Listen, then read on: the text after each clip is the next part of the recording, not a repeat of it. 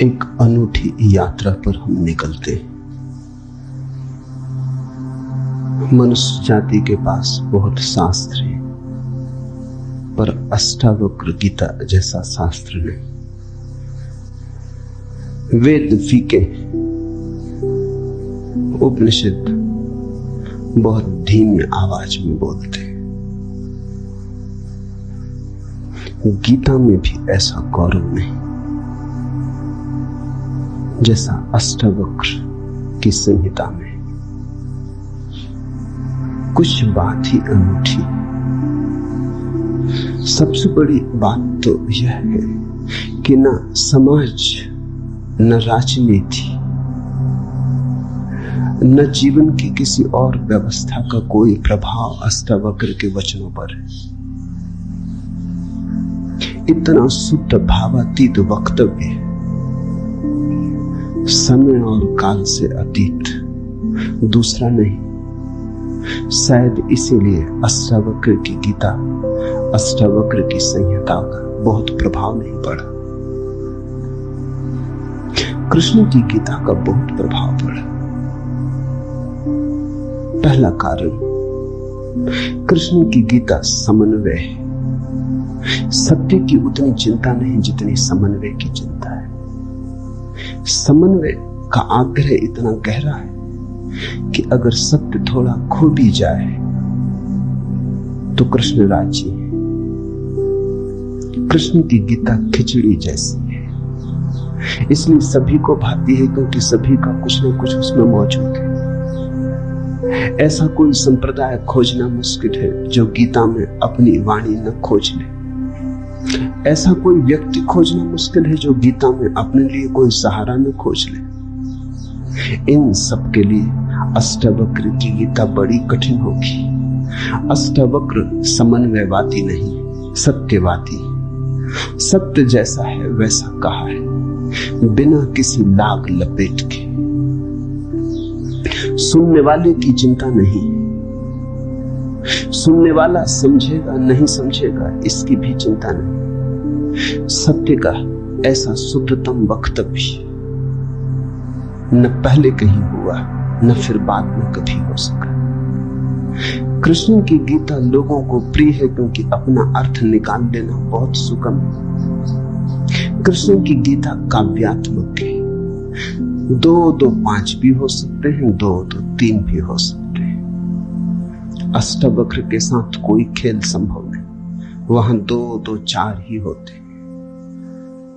अष्टावक्र का वक्तव्य शुद्ध गणित का वक्तव्य,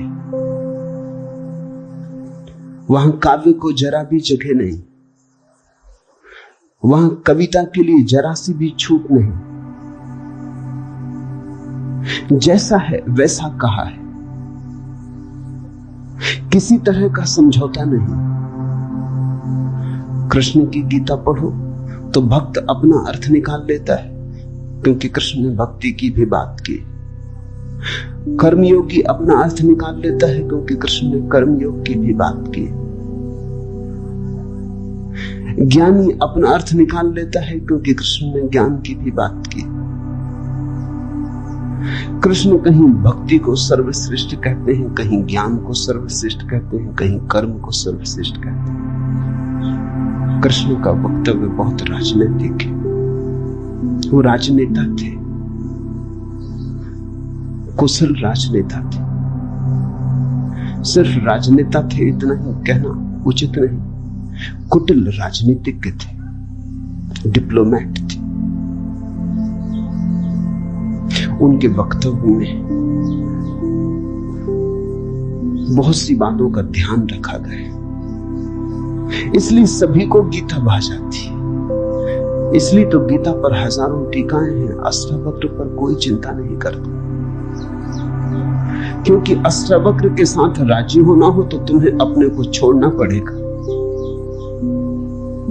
बेशर्त तुम अपने को न ले जा सकोगे, तुम पीछे रहोगे तो ही जा सकोगे।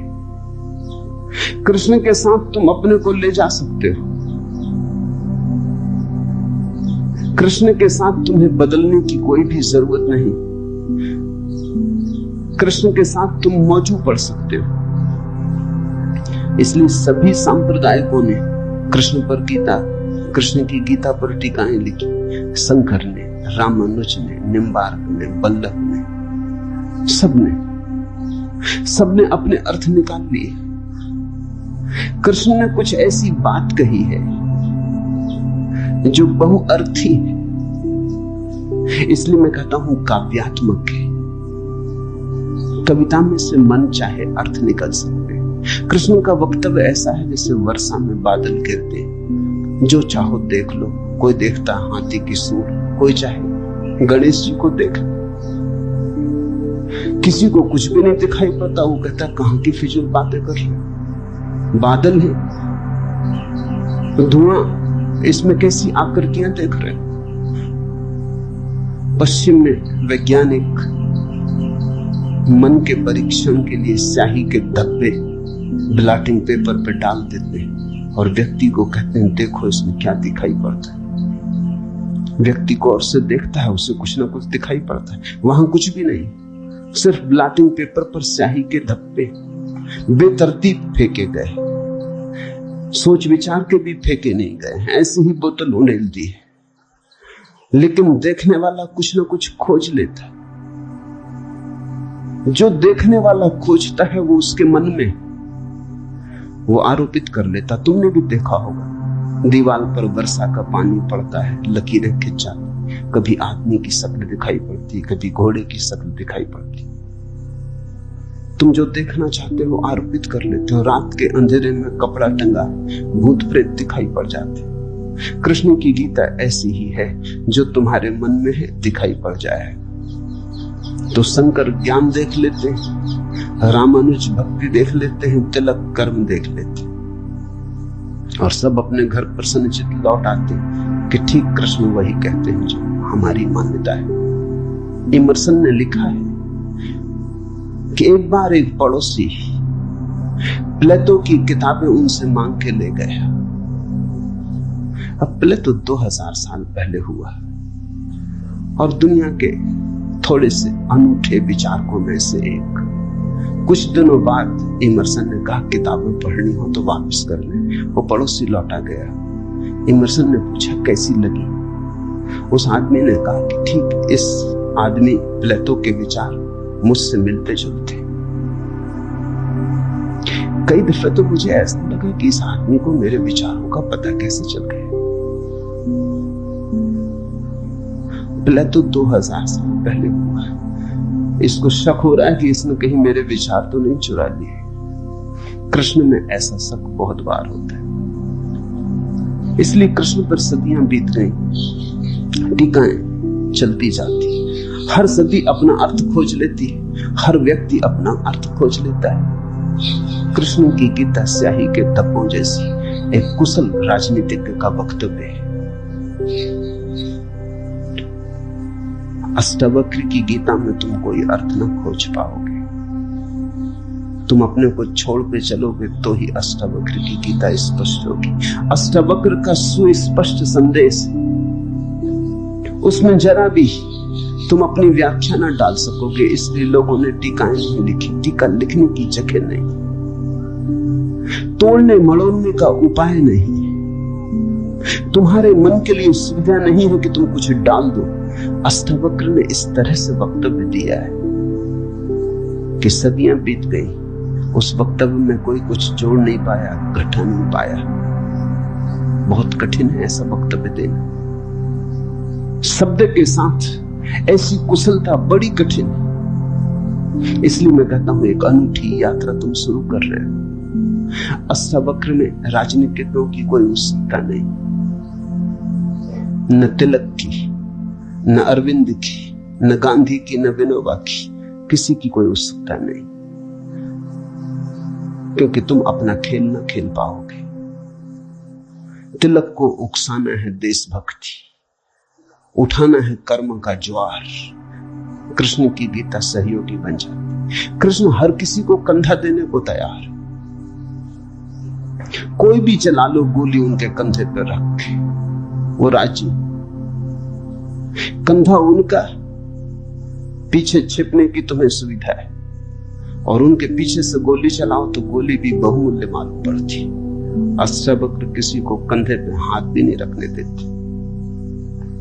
इसलिए गांधी की कोई उत्सुकता नहीं, तिलक की कोई उत्सुकता नहीं, अरविंद विनोबा को कुछ लेना देना नहीं, क्योंकि तुम कुछ थोप ना सकोगे। राजनीति की सुविधा नहीं है। अष्टवक्र राजनीतिक पुरुष नहीं। ये पहली बात ख्याल में रख लेनी जरूरी है। ऐसा सुस्पष्ट खुले आकाश जैसा वक्तव्य जिसमें बादल है ही नहीं, तुम कोई आकृति देख ना पाओगे। आकृति छोड़ोगे सब, बनोगे निराकार, अरूप के साथ जोड़ोगे संबंध, तो अष्टवक्र समझ में आएंगे। अष्टवक्र समझना चाहो तो ध्यान की गहराई में उतरना होगा। कोई व्याख्या से काम होने वाला नहीं। और ध्यान के लिए भी अष्टवक्र नहीं कहते कि तुम बैठ के राम राम जपो। अष्टवक्र कहते हैं तुम कुछ भी करो वो ध्यान ना होगा। करता जहां है वहां ध्यान कैसा? जब तक करना है तब तक भ्रांति है। जब तक करने वाला मौजूद है तब तक अहंकार मौजूद है। अष्टवक्र कहते हैं साक्षी हो जाना है ध्यान। जहां करता छूट जाता तुम सिर्फ देखने वाले रह जाते। दृष्टा मात्र, दृष्टा मात्र हो जाने में ही दर्शन, दृष्टा मात्र हो जाने में ही ध्यान, दृष्टा मात्र हो जाने में ही ज्ञान। इसके पहले कि हम सूत्र में उतरे, अष्टवक्र के संबंध में कुछ बातें समझ लेनी जरूरी है। ज्यादा पता नहीं, क्योंकि न तो वे सामाजिक पुरुष थे न राजनीतिक, तो इतिहास में कोई उल्लेख नहीं। बस थोड़ी सी घटनाएं ज्ञात है, वो भी बड़ी अजीब, भरोसा करने योग्य नहीं, लेकिन समझोगे तो बड़े गहरे अर्थ खुलेंगे। पहली घटना, अष्टवक्र पैदा हुए उसके पहले की, पीछे का तो कुछ पता नहीं। गर्भ की घटना, पिता बड़े पंडित, अष्टवक्र मां के गर्भ में। पिता रोज वेद का पाठ करते और अष्टवक्र गर्भ में सुनते। एक दिन अचानक गर्भ से आवाज आती कि रुको भी, ये सब बकवास। ज्ञान इसमें कुछ भी नहीं, बस शब्दों का संग्रह। शास्त्र में ज्ञान कहां? ज्ञान स्वयं में है। शब्द में सत्य कहां? सत्य स्वयं में।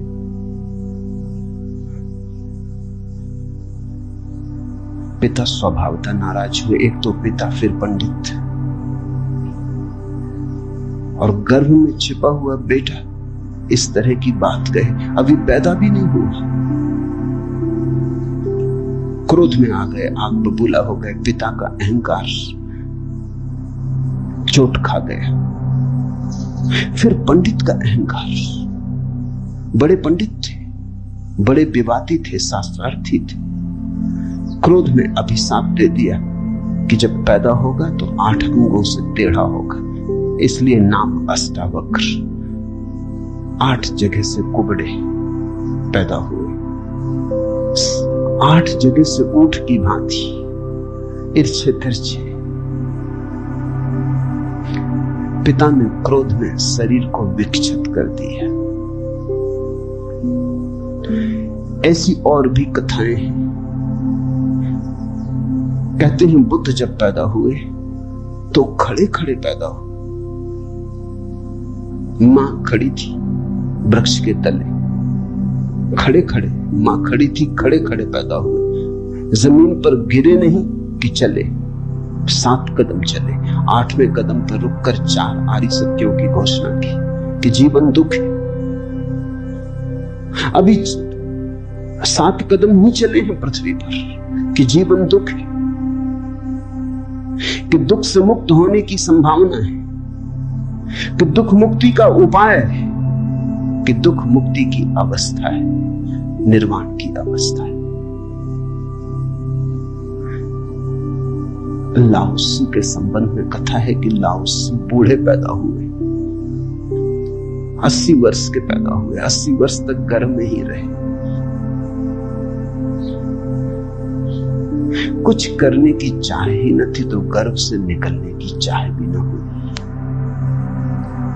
कोई वासना ही न थी तो संसार में आने की भी वासना न हुई।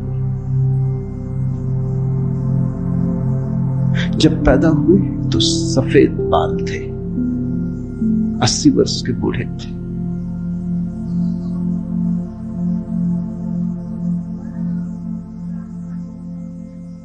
जरथुस्त्र के संबंध में कथा है कि जब जरथुस्त्र पैदा हुए तो पैदा होते से ही खिलखिला के हंसे, मगर इन सबको मात कर दिया अष्टावक्र।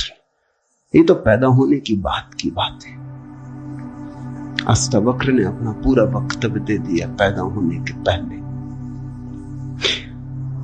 ये कथाएं महत्वपूर्ण हैं। इन कथाओं में इन व्यक्तियों के जीवन की सारी सार संपदा है, निचोड़ है। बुद्ध ने जो जीवन भर में कहा उसका निचोड़, बुद्ध ने अष्टांगिक मार्ग का उपदेश दिया तो 7 कदम चले, 8वें पर रुक गए। 8 अंग है कुल। पहुंचने की अंतिम अवस्था है सम्यक समाधि। उस समाधि की अवस्था में ही पता चलता है जीवन के पूरे सत्य का। वो 4 आर्य सत्यों की घोषणा करती। लाओत्सु बूढ़ा पैदा हुआ। लोगों को 80 साल लगते हैं, तब भी ऐसी समझ नहीं आ पाती। बूढ़े होके भी लोग बुद्धिमान कहां हो पाते। बूढ़ा होना और बुद्धिमान होना पर्यायवाची तो नहीं। बाल तो धूप में भी पकाए जा सकते हैं। लाओत्सु की कथा इतना ही कहती है कि अगर जीवन में त्वरा हो, तीव्रता हो, तो जो 80 साल में घटता है वो 1 क्षण में घट सकता है। प्रज्ञा की तीव्रता हो तो 1 क्षण में घट सकता है। बुद्धि मलिन हो तो 80 साल में भी कहां घटता है। जरथुस्त्र जन्म के साथ ही हंसे। जरथुस्त्र का धर्म अकेला धर्म है दुनिया में जिसको हंसता हुआ धर्म कह सकते। अति पार्थिव पृथ्वी का धर्म। इसलिए तो पारसी दूसरे धार्मिकों को धार्मिक नहीं मालूम होते, नाचते गाते प्रसन्न। जरथुस्त्र का धर्म हंसता हुआ धर्म, जीवन के स्वीकार का धर्म, निषेध नहीं, त्याग नहीं। तुमने कोई पारसी साधु देखा? नंग धड़ंग खड़ा हो जाए, छोड़ दे, धूप में खड़ा हो जाए, धूनी रमा के बैठ जाए? नहीं, पारसी धर्म में जीवन को सताने, कष्ट देने की कोई व्यवस्था नहीं। जरथुस्त्र का सारा संदेश यही है कि जब हंसते हुए परमात्मा को पाया जा सकता है तो रोते हुए क्यों पाना। जब नाचते हुए पहुंच सकते हैं उस मंदिर तक तो नाहक कांटे क्यों बोने। जब फूलों के साथ जाना हो सकता है तो ये दुखवाद क्यों। इसलिए ठीक है, प्रतीक ठीक है कि जरथुस्त्र पैदा होते हंसे। इन कथाओं में इतिहास मत खोजना, ऐसा हुआ है ऐसा नहीं, लेकिन इन कथाओं में एक बड़ा गहरा अर्थ है। तुम्हारे पास एक बीज पड़ा है। जब तुम बीज को देखते हो तो इससे पैदा होने वाले फूल की कोई भी तो खबर नहीं मिलती। ये क्या हो सकता है, इसकी भनक भी तो नहीं आती। ये कमल बनेगा, खिलेगा, जल में रहेगा और जल से अछूता रहेगा, सूरज की किरणों पर नाचेगा और सूरज भी ईर्ष्यालु होगा इसके सौंदर्य से, इसकी कोमलता से। इसके अपूर्व गरिमा, इसके प्रसाद से इसकी सुगंध आकाश में उड़ेगी। ये बीज को देखकर तो पता भी नहीं चलता, बीज को तो देख के इसकी कोई कल्पना भी नहीं कर सकता, अनुमान भी नहीं कर सकता। लेकिन एक दिन ये घटता है तो दो तरह से हम सोच सकते हैं। या तो हम बीज को पकड़ लें जोर से और हम कहें जो बीज में दिखाई नहीं पड़ा वो कमल में भी घट नहीं सकता। ये भ्रम है, ये धोखा है, ये झूठ है। जिनको हम तर्कनिष्ठ कहते हैं, संदेहशील कहते हैं, उनका यही आधार है। वो कहते हैं जो बीज में नहीं दिखाई पड़ा वो फूल में हो नहीं सकता, कहीं भ्रांति हो रही है। इसलिए संदेहशील व्यक्ति बुद्ध को मान नहीं पाता, महावीर को स्वीकार नहीं कर पाता, जीसस को अंगीकार नहीं कर पाता, क्योंकि वो कहते हैं हमने जाना इनको।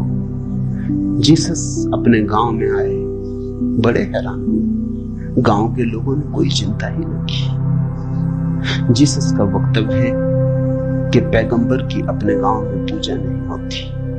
कारण क्या रहा होगा, क्यों नहीं होती गांव में पूजा पैगंबर की?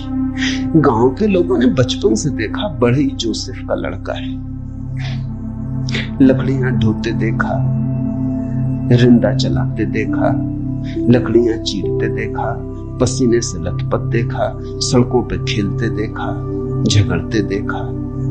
गांव के लोग इसे बचपन से जानते हैं, बीज की तरह देखा। आज अचानक ये हो कैसे सकता है कि परमात्मा का पुत्र हो गए? नहीं, जिसने बीज को देखा है वो फूल को मान नहीं पाता। वो कहता है जरूर धोखा होगा, बेईमानी होगी, ये आदमी पाखंडी। बुद्ध अपने घर वापस लौटे तो पिता, सारी दुनिया को जो दिखाई पड़ रहा था वो पिता को दिखाई नहीं पड़ा। सारी दुनिया अनुभव कर रही थी एक प्रकाश, दूर दूर तक खबरें जा रही थी, दूर देशों से लोग आने शुरू हो गए थे। लेकिन जब वो वापस बुद्ध घर आए 12 साल बाद, तो पिता ने कहा मैं तुझे अभी भी क्षमा कर सकता हूं, यद्यपि तूने काम तो बुरा किया है, सताया तो तूने हमें, अपराध तो तूने किया, लेकिन मेरे पास पिता का हृदय, मैं माफ कर दूंगा, द्वार तेरे लिए खुले, मगर फेंक ये भिक्षा का पात्र, हटा ये भिक्षु का वेश, ये सब नहीं चलेगा। तो वापस लौटा, ये राज्य तेरा है, मैं बूढ़ा हो गया, इसको कौन संभालेगा? हो गया बचपना बहुत, अब बंद करो ये सब खेल। बुद्ध ने कहा कृपा कर मुझे देखें तो, जो गया था वो वापस नहीं आया है, ये कोई और ही आया है जो आपके घर पैदा हुआ था, वही वापस नहीं आया है, ये कोई और ही आया है, बीज फूल होके आया है। गौर से तो देखो। पिता ने कहा तू मुझे सिखाने चला, पहले दिन से जब तू पैदा हुआ था तब से तुझे जानता हूं। किसी और को धोखा देना, किसी और को समझा लेना, भ्रम में डाल देना, मुझे तू भ्रम में न डाल पाएगा। मैं फिर कहता हूं, मैं तुझे भली भांति जानता हूं, मुझे कुछ सिखाने को चेष्टा मत कर, क्षमा करने को मैं राजी हूं। बुद्ध ने कहा आप और मुझे जानते हैं, मैं तो स्वयं को भी नहीं जानता था, अभी अभी किरणें उतरी हैं और स्वयं को जाना। क्षमा करें, लेकिन ये मुझे कहना ही पड़ेगा कि जिसको आपने देखा वो मैं नहीं हूं, और जहां तक आपने देखा वो मैं नहीं हूं। बाहर बाहर आपने देखा, भीतर आपने कहां देखा? मैं आपसे पैदा हुआ हूं, लेकिन आपने मुझे निर्मित नहीं किया। मैं आपसे आया हूं जैसे एक रास्ते से कोई राहगीर आता है, लेकिन रास्ता और राहगीर का क्या लेना देना? कल रास्ता कहने लगे कि मैं तुझे पहचानता हूं, तू मेरे हिस्से तो होकर आया। ऐसे ही आप कह रहे हैं आपके पहले भी मैं था, जन्मों जन्मों से मेरी यात्रा चल रही, आपसे गुजरा जरूर, ऐसा मैं औरों से भी गुजरा हूं, और भी मेरे पिता थे, और भी मेरी माताएं थी, लेकिन मेरा होना बड़ा अलग थलग है, कठिन है, बहुत अति कठिन है। अगर बीज देखा तो फूल पे भरोसा नहीं आता।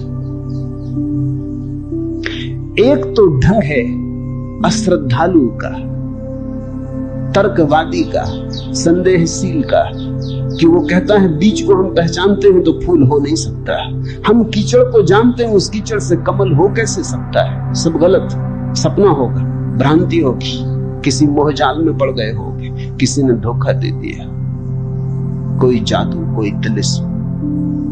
एक तो ये रास्ता है। एक रास्ता है श्रद्धालु का, प्रेमी का, भक्त का, सहानुभूति से भरे हृदय का। वो फूल को देखता है और फूल से पीछे की तरफ यात्रा करता है। वो कहता है जब फूल में ऐसा सुगंध हुई, जब फूल में ऐसी विभा प्रकट हुई, जब फूल में ऐसी प्रतिभा, जब फूल में ऐसा कुंवारापन दिखा, तो जरूर बीज में भी रहा होगा, क्योंकि जो फूल में हुआ है वो बीज में न हो तो हो ही नहीं सकता। ये सारी कथाएं घटी हैं ऐसा नहीं। जिन्होंने अष्टावक्र के फूल को देखा उनको ये ख्याल में आया कि जो आज हुआ है वो कल भी रहा होगा, छिपा था, अवगुंठित था, पर्दे में पड़ा था। जो आज है अंत में है वो प्रथम भी रहा होगा। जो मृत्यु के क्षण में दिखाई पड़ रहा है वो जन्म के क्षण में भी मौजूद रहा होगा, अन्यथा पैदा कैसे होता। तो एक तो ढंग है फूल से पीछे की तरफ देखना और एक है बीज से आगे की तरफ देखना। गौर से देखो तो दोनों में सारसूत्र एक ही है, दोनों की आधार भित्ति एक ही है, लेकिन कितना जमीन आसमान का अंतर हो जाता है। जो बीज वाला है वो भी ये कह रहा है कि जो बीज में नहीं है वो फूल में कैसे हो सकता है, ये उसका तर्क है। फूल वाला भी यही कह रहा है, वो कह रहा है जो फूल में है वो बीज में भी होना ही चाहिए। दोनों का तर्क तो एक है, लेकिन दोनों के देखने के ढंग अलग है। बड़ी अड़चन।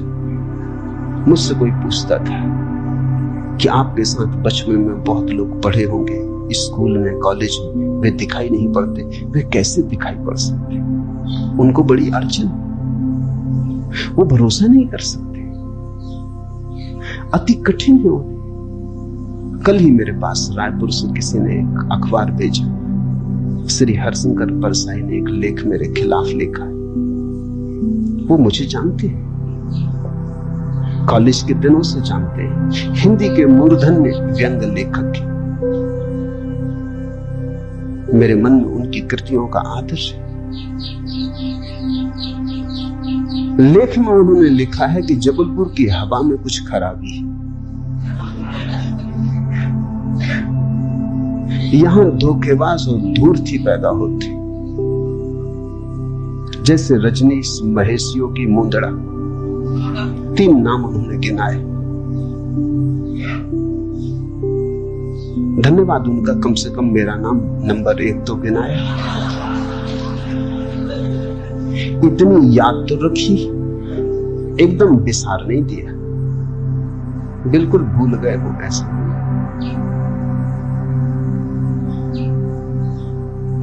लेकिन अर्जुन स्वाभाविक है, सीधी साफ है, मैं उनकी बात समझ सकता हूं। ये असंभव है बीज को देखा तो फूल में भरोसा। फिर जिन्होंने फूल को देखा उन्हें बीज में भरोसा मुश्किल हो जाता है। तो सभी महापुरुषों की जीवन कथाएं 2 ढंग से लिखी जाती। जो उनके विपरीत है वो बचपन से यात्रा शुरू करते, जो उनके पक्ष में है वो अंत से यात्रा शुरू करते हैं और बचपन की तरफ जाते। दोनों एक अर्थ में सही है,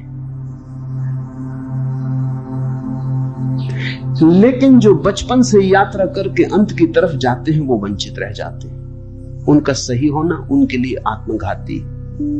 जो अंत से यात्रा करते हैं और पीछे की तरफ जाते हैं वो धन्यभागी, क्योंकि बहुत कुछ उन्हें अनायास मिल जाता है जो कि पहले तर्कवादियों को नहीं मिल पाता। अब न केवल मैं गलत मालूम होता हूं, मेरे कारण जबलपुर तक की हवा उनको गलत मालूम होती।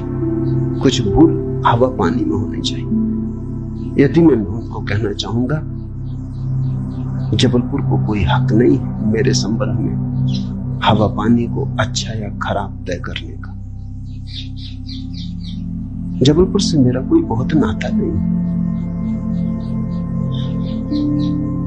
थोड़े दिन वहां था। महेश योगी भी थोड़े दिन वहां थे, उनका भी कोई नाता नहीं। हम दोनों का नाता किसी और जगह से है। उस जगह के लोग इतने सोए हैं कि उन्हें अभी खबर ही नहीं। महेश योगी और मेरा जन्म पास ही पास हुआ, दोनों गाडरवाड़ा के आसपास पैदा हुए। उनका जन्म चिचली में हुआ, मेरा जन्म कुचवाड़े में हुआ। अगर हवा पानी खराब है तो वहां का होगा। इसका दुख गाडरवाड़ा को होना चाहिए, कभी होगा, या सुख। जबलपुर को इसमें बीच में आना नहीं चाहिए। लेकिन मन कैसे तर्क रचता है। अब जो अष्टावक्र की कथा को देखेगा वो सुनते से ही कह देगा गलत, असंभव। ये तो कथा जिन्होंने लिखी हो उनको भी पता है कि कहीं कोई गर्व से बोलता है। वो तो केवल इतना कह रहे हैं कि जो आखिर में प्रकट हुआ वो गर्भ में मौजूद रहा होगा। जो वाणी आखिर में खिली वो किसी न किसी गहरे तल पर गर्भ में भी मौजूद रही होगी, अन्यथा खिलती कहां से, आती कहां से। सुनने से थोड़ी कुछ आता है, हर चीज के पीछे कारण। नहीं देख पाए हूं हम, लेकिन था तो मौजूद। ये सारी कथाएं इसी का सूचन देती। अष्टावक्र के संबंध में दूसरी बात जो ज्ञात है वो है जब वे 12 वर्ष के थे। बस 2 ही बातें ज्ञात हैं। तीसरी उनकी अष्टावक्र गीता है, या कुछ लोग कहते हैं अष्टावक्र संहिता। जब वे 12 वर्ष के थे तो एक बड़ा विशाल शास्त्रार्थ जनक ने रचा। जनक सम्राट थे और उन्होंने सारे देश के पंडितों को निमंत्रण दिया और उन्होंने 1000 गायें राजमहल के द्वार पर खड़ी कर दी और उन्होंने गायों के सींगों पर सोना मढ़ दिया और हीरे जवाहरात लटका दिए और कहा जो भी विजेता होगा वो इन गायों को हाँक के ले जाए। बड़ा विवाद हुआ। अष्टावक्र के पिता भी उस विवाद में गए। खबर आई सांझ होते होते कि पिता हार रहे। सबसे तो जीत चुके थे, वंदिन नाम के एक पंडित से हारे जा रहे। ये खबर सुन के अष्टावक्र भी राजमहल पहुंच गया। सभा सजी थी, विवाद अपनी आखिरी चरम अवस्था में था। निर्णायक घड़ी करीब आती थी। पिता के हारने की स्थिति बिल्कुल पूरी तय हो चुकी थी। अब हारे तब हारे की अवस्था थी। अष्टावक्र दरबार में भीतर चला गया। पंडितों ने उसे देखा, महापंडित इकट्ठे थे। उसका 8 अंगों से टेढ़ा मेढ़ा शरीर, वो चलता तो भी देख के लोगों को हंसी आती। उसका चलना भी बड़ा हास्यास्पद था। सारी सभा हंसने लगी। अष्टावक्र भी खिल के हंसा। जनक ने पूछा, और सब हंसते हैं वो तो मैं समझ गया क्यों हंसते, लेकिन बेटे तू क्यों हंसा? अष्टावक्र ने कहा मैं इसलिए हंस रहा हूं कि इन चम्हारों की सभा में सत्य का निर्णय हो रहा है। बड़ा आदमी अनूठा रहा। ये चम्हार यहां क्या कर रहे हैं? सन्नाटा छा गया। चम्हार। सम्राट ने पूछा तेरा मतलब? उसने कहा सीधी सी बात है, इनको चमड़ी ही दिखाई पड़ती, मैं नहीं दिखाई पड़ता। मुझसे सीधा साधा आदमी खोजना मुश्किल है, वो तो इनको दिखाई ही नहीं पड़ता। इनको आड़ा टेढ़ा शरीर दिखाई पड़ता है। ये चम्हार है, ये चमड़ी के पारखी। राजन, मंदिर के टेढ़े होने से कहीं आकाश टेढ़ा होता है।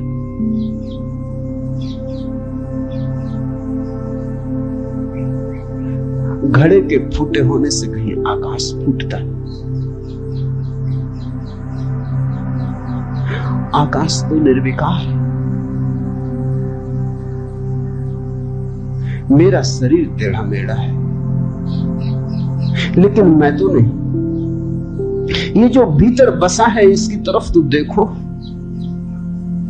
इससे तुम सीधा साधा और कुछ खोज ना सकोगे।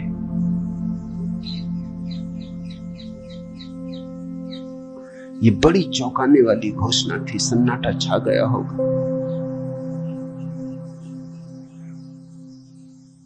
जनक प्रभावित हुआ, झटका खाया। निश्चित ही कहां चम्हारों की भीड़ इकट्ठी करके बैठा है। खुद पे भी पश्चाताप हुआ, अपराध लगा कि मैं भी हंसा। उस दिन तो कुछ न कहते बना, लेकिन दूसरे दिन सुबह जब सम्राट घूमने निकला था तो राह पर अष्टावक्र दिखाई पड़ा। उतरा, घोड़े से पैरों में गिर पड़ा। सबके सामने तो हिम्मत न जुटा पाया। एक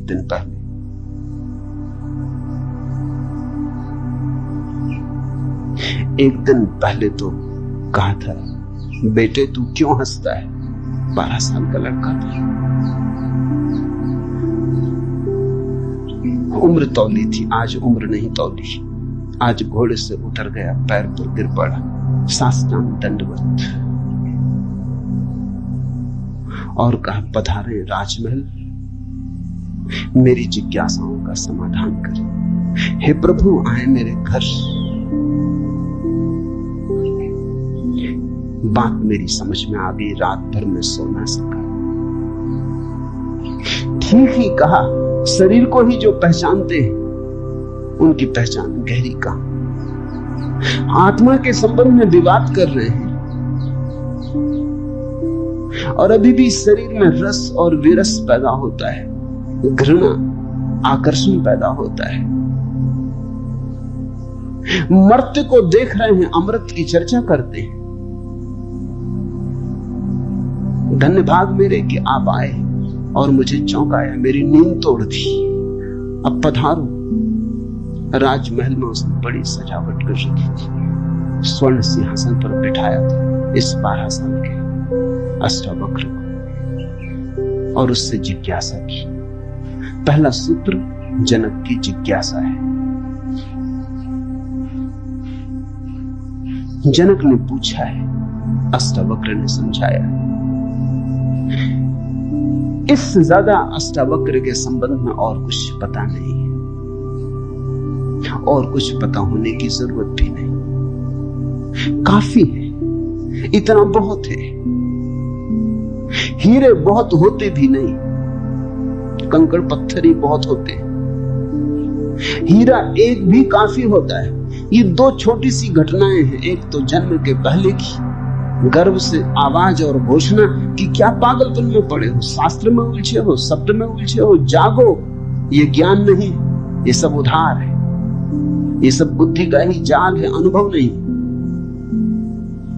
इसमें रंज मात्र भी सार नहीं है। कब तक अपने को भरमाए रखोगे? और दूसरी घटना, राजमहल में हंसना पंडितों का और कहना अष्टावक्र का कि जीवन में देखने की 2 दृष्टियां हैं, एक आत्म दृष्टि, एक चर्म दृष्टि। चम्हार चमड़ी को देखता है, प्रज्ञावान आत्मा को देखता है। तुमने गौर किया? चम्हार तुम्हारे चेहरे की तरफ देखते नहीं, वो जूते को ही देखता। असल में चम्हार जूते को देख के सब पहचान लेता तुम्हारे संबंध में कि आर्थिक हालत कैसी है, सफलता मिल रही कि विफलता मिल रही, भाग्य कैसा चल रहा, वो सब जूते में लिखा है। जूते की सिलवटें कह देती, जूते की दशा कह देती, जूते में तुम्हारी आत्मकथा लिखी, चम्हार पढ़ लेता। जूते में चमक, जूते का ताजा और नया होना, चम्हार तुमसे प्रसन्नता से मिलता है।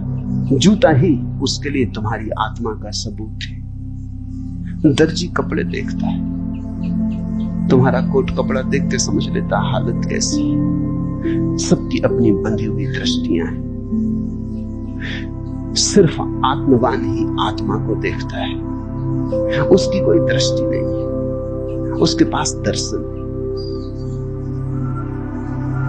एक छोटी घटना और जो अष्टावक्र के जीवन से संबंधित नहीं, रामकृष्ण और विवेकानंद के जीवन से संबंधित है, लेकिन अष्टावक्र से उसका जोड़ है। फिर हम सूत्रों में प्रवेश करें। विवेकानंद रामकृष्ण के पास आए तब उनका नाम नरेंद्रनाथ था। विवेकानंद बाद में रामकृष्ण ने उनको पुकारा।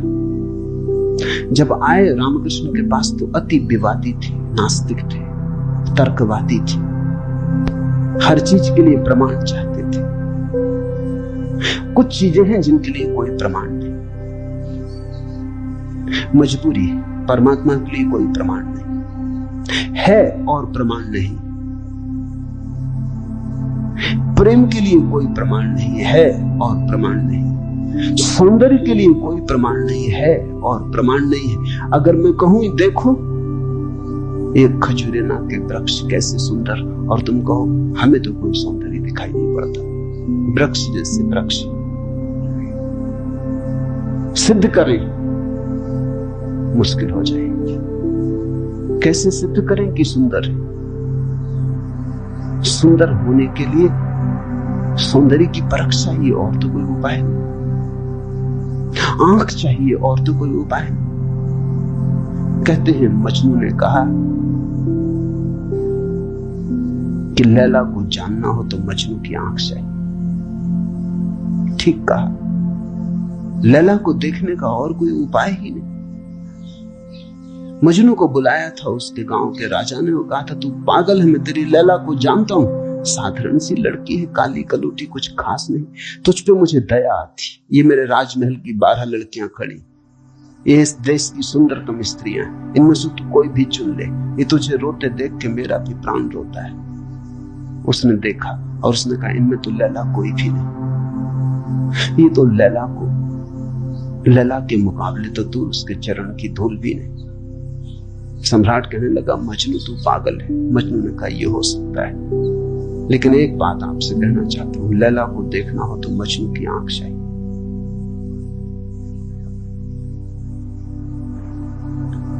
ठीक कहा मजनू। अगर वृक्षों के सौंदर्य को देखना हो तो कला की आंख चाहिए और कोई प्रमाण नहीं।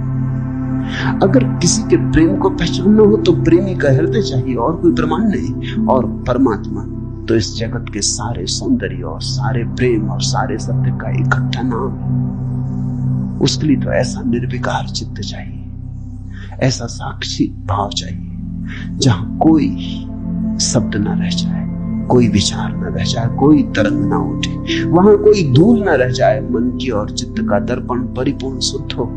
प्रमाण का रामकृष्ण से विवेकानंद का प्रमाण चाहिए। है परमात्मा तो प्रमाण दे।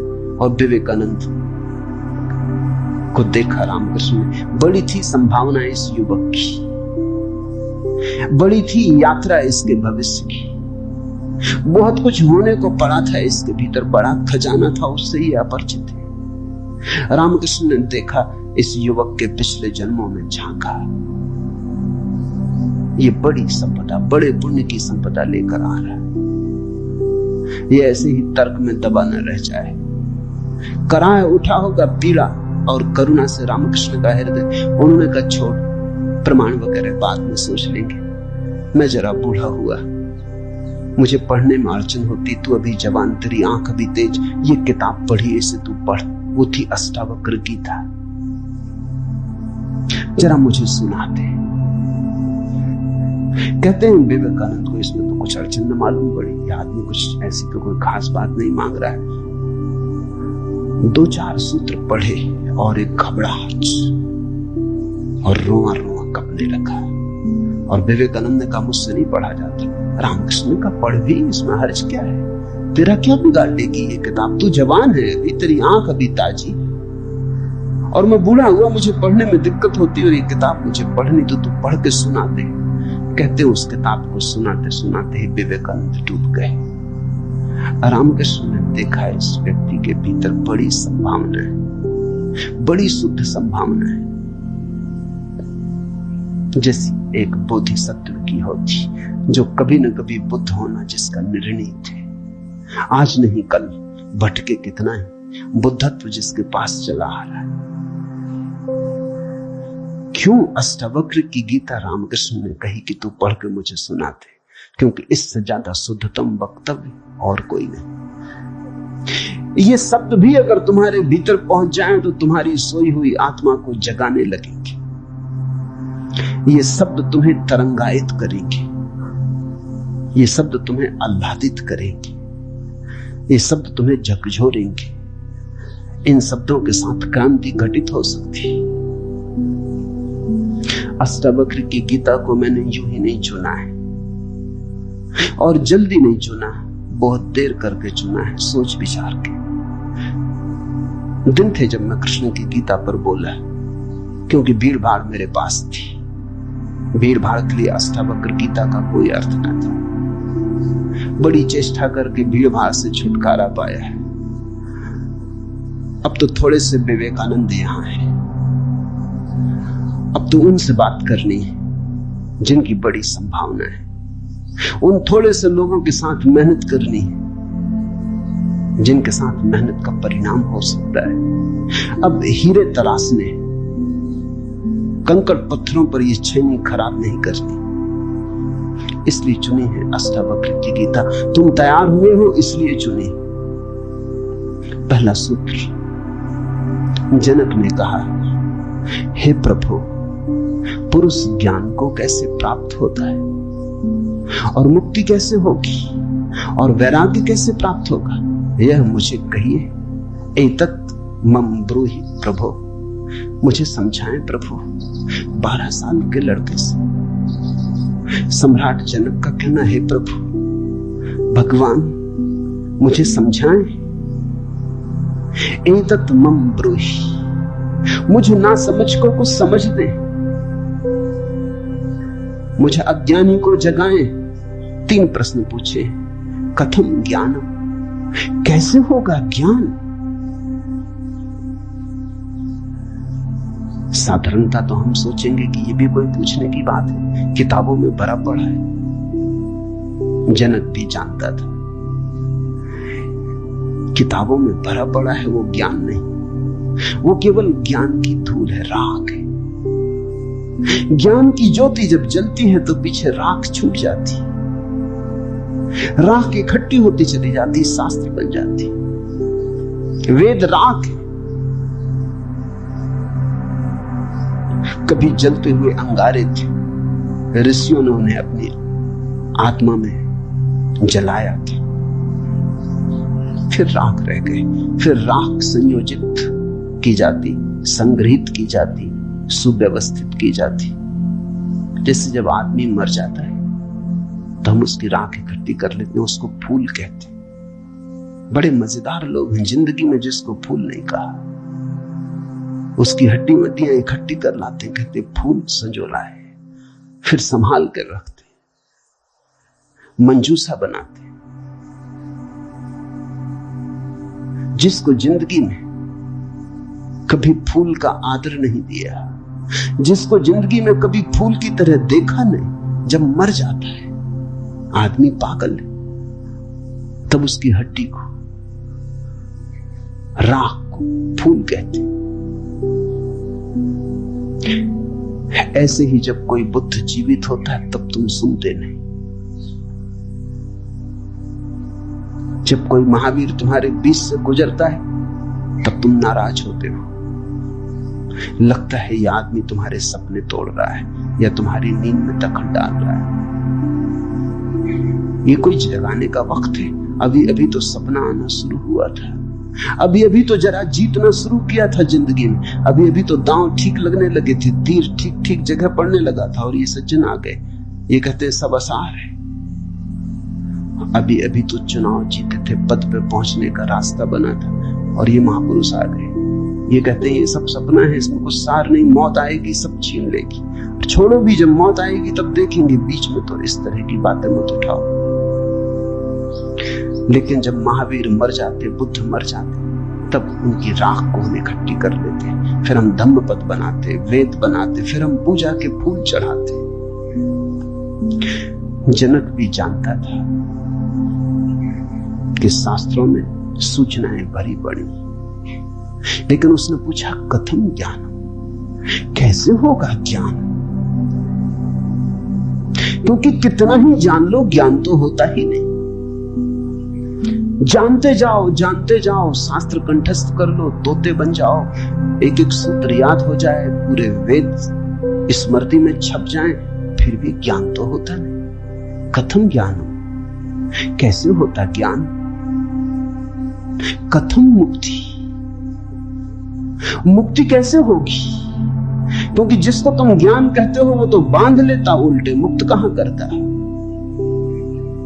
ज्ञान तो वही है जो मुक्त करे। जीसस ने कहा है सत्य वही है जो मुक्त करे। ज्ञान तो वही है जो मुक्त करे। ये ज्ञान की कसौटी है। पंडित मुक्त तो दिखाई नहीं पड़ता, बंधा दिखाई पड़ता है, मुक्ति की बातें करता है,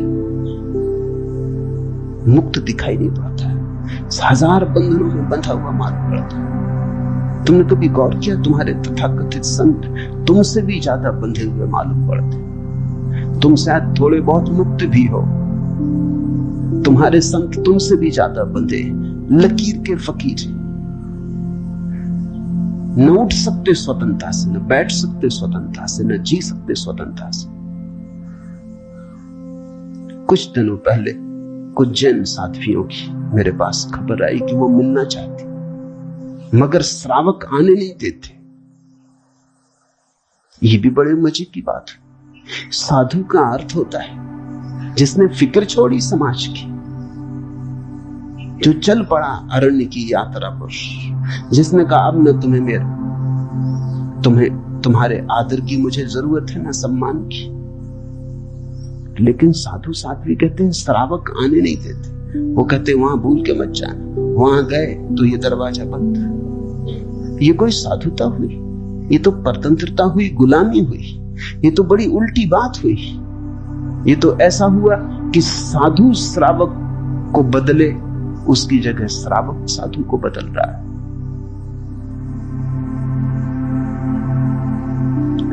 एक मित्र ने आके मुझे कहा, एक जैन साध्वी आपकी किताबें पढ़ती लेकिन चोरी से, टेप भी सुनना चाहती लेकिन चोरी से, और अगर कभी किसी के सामने आपका नाम भी ले दो तो वो इस तरह हो जाती जैसे उसने कभी आपका नाम सुना है। ये मुक्ति हुई। जनक ने पूछा कथम मुक्ति, कैसे होती मुक्ति, क्या है मुक्ति? उस ज्ञान को मुझे समझाएं जो मुक्त कर देता। स्वतंत्रता मनुष्य की सबसे महत्वपूर्ण आकांक्षा है। सब पालो, लेकिन गुलामी अगर रही तो चिपती। सब मिल जाए, स्वतंत्रता न मिले तो कुछ भी नहीं मिला। मनुष्य चाहता है खुला आकाश, कोई सीमा ना हो। वो मनुष्य की अंतरतम निगूढ़तम आकांक्षा है, जहां कोई सीमा ना हो, कोई बाधा ना हो। इसी को परमात्मा होने की आकांक्षा कहो, मोक्ष की आकांक्षा कहो। हमने ठीक शब्द चुना है, मोक्ष। दुनिया की किसी भाषा में ऐसा प्यारा शब्द नहीं। स्वर्ग, फिरदौस,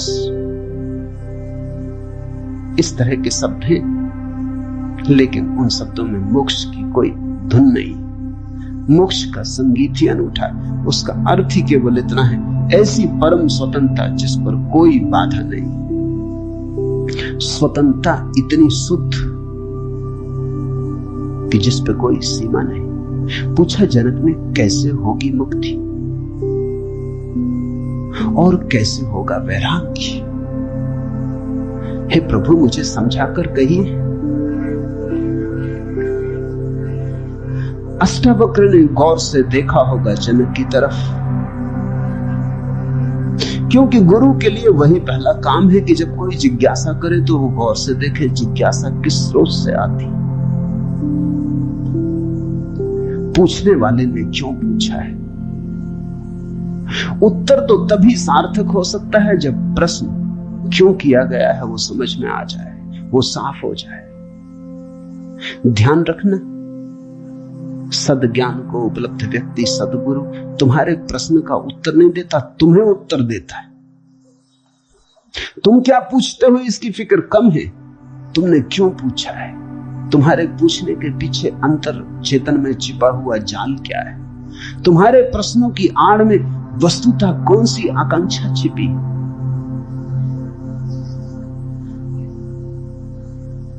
दुनिया में 4 तरह के लोग हैं, ज्ञानी, मुमुक्षु, अज्ञानी, मूढ़। और दुनिया में 4 ही तरह की जिज्ञासाएं होती।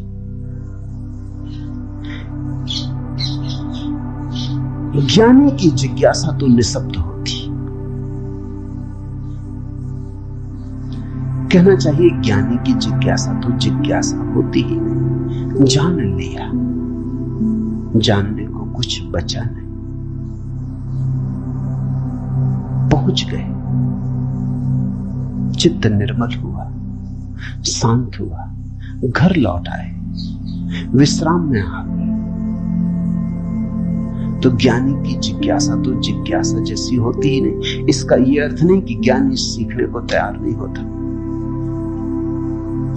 ज्ञानी तो सरल छोटे बच्चे की भांति हो जाता है, सदा तत्पर सीखने को। जितना ज्यादा तुम सीख लेते हो उतनी ही सीखने की तत्परता बढ़ जाती। जितने तुम सरल और निष्कपट होते चले जाते हो उतने ही सीखने के लिए तुम खुल जाते हो। आए हवाएं तुम्हारे द्वार खुले पाती, आए सूरज तुम्हारे द्वार पर दस्तक नहीं देनी पड़ती, आए परमात्मा तुम्हें सदा तत्पर पाता है। ज्ञानी ज्ञान को संग्रहित नहीं करता, ज्ञानी सिर्फ ज्ञान की क्षमता को उपलब्ध होता है। इस बात को ठीक से समझ लेना, क्योंकि पीछे ये काम पड़ेगी।